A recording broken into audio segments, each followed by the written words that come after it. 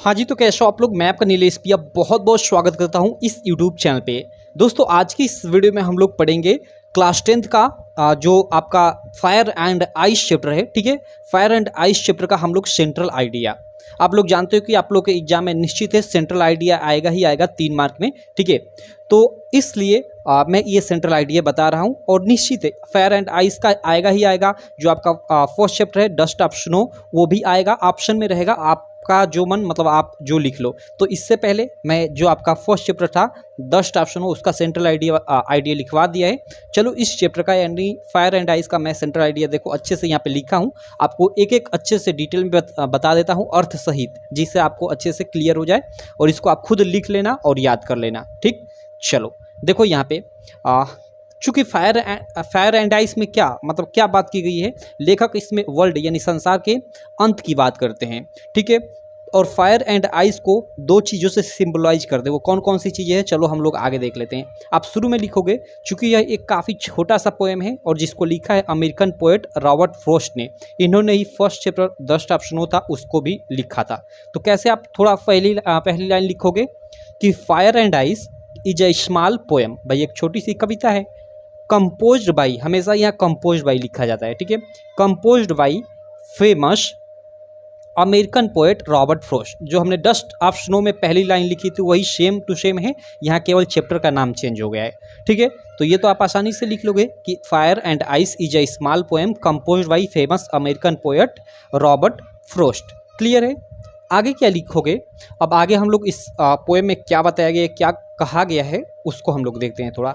देखो, इन this poem means इस poem में पोएट एक्सप्रेसेस, ठीक है, पोएट एक्सप्रेसेस EXPRESSES, ठीक है, पोएट एक्सप्रेस करता है टू आइडिया यानी दो विचार। ठीक है, टू आइडिया यानी दो विचार, the end of the world यानी संसार के अंत के।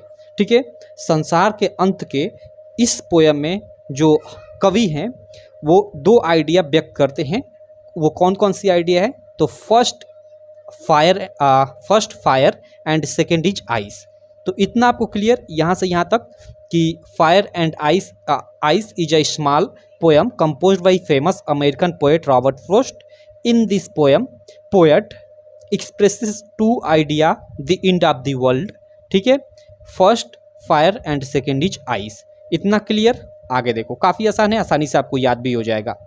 आगे देखो, अकॉर्डिंग, देखो यहाँ पे ACC है, ये C है, ORDING। ठीक है, अकॉर्डिंग टू द पोएट यानी कवि के अनुसार, अकॉर्डिंग टू द पोएट यानी कवि के अनुसार, फायर, जो फायर है स्टैंड फॉर डिजायर, यानी जो फायर है वो किसके लिए स्टैंड है, वो डिजायर यानी इच्छा के लिए। ठीक है, यहाँ देखो फायर मीन्स यहाँ आग से मतलब नहीं है।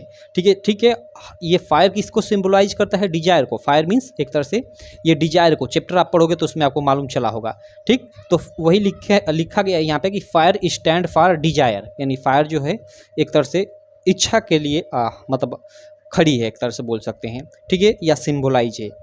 विच हैज़ नो एंड, जिसका कोई अंत नहीं है। भाई डिजायर का कोई अंत ही नहीं है, हमारी इच्छाएं हमेशा बढ़ती रहती हैं।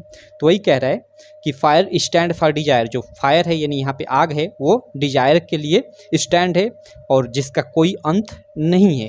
Clear.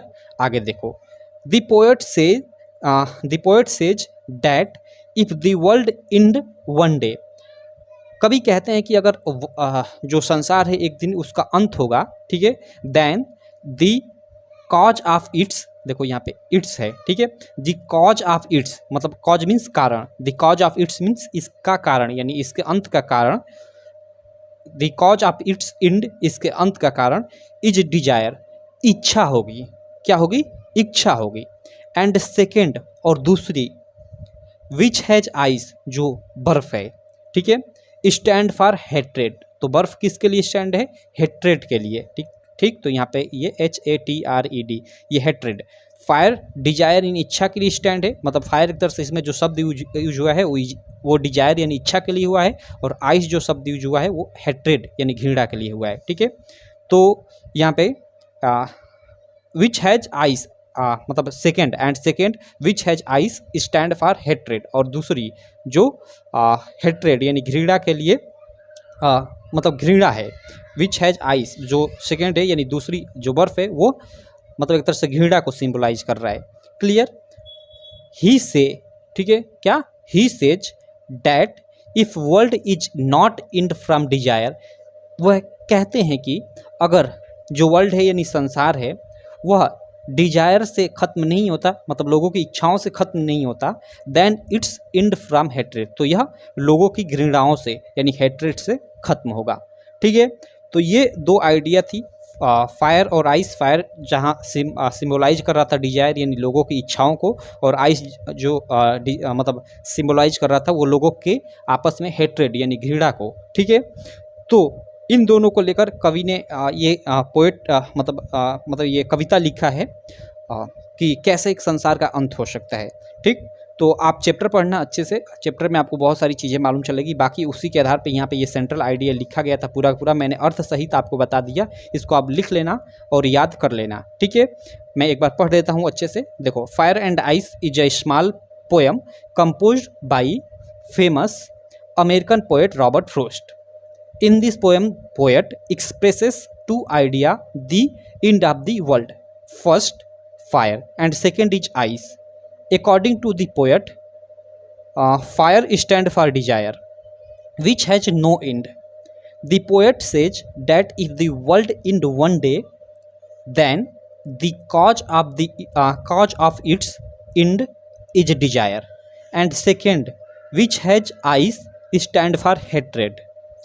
He says that if world is not end from desire, then it's end from hatred. ठीक है, तो ये रहा पूरा का पूरा इस चैप्टर का central idea fire and ice का। इससे पहले मैंने आपका डस्ट ऑफ स्नो का सेंट्रल आइडिया लिखवा दिया है, तो उसको आप नहीं देखे हो तो आप जाकर चैनल पे और प्लेलिस्ट में जाकर, इंग्लिश वाली प्लेलिस्ट में जाकर वहाँ पे आपको मिल जाएगा, आप जाना तो डस्ट ऑफ स्नो का सेंट्रल आइडिया मिल जाएगा, आप लोग याद कर लेना। ठीक है, तो आपका ये सेंट्रल आइडिया 3 मार्क में आएगा आपके एग्जाम में।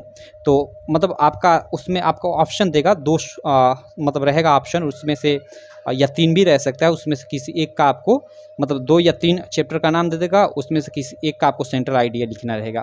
तो मतलब देख लेना आप, मतलब याद कर लेना, डस्ट ऑफ स्नो या ये फायर एंड आइस दोनों में एक तरह से कहूँगा आप याद कर लेना। ठीक है, आपके काफ़ी काम आएगा।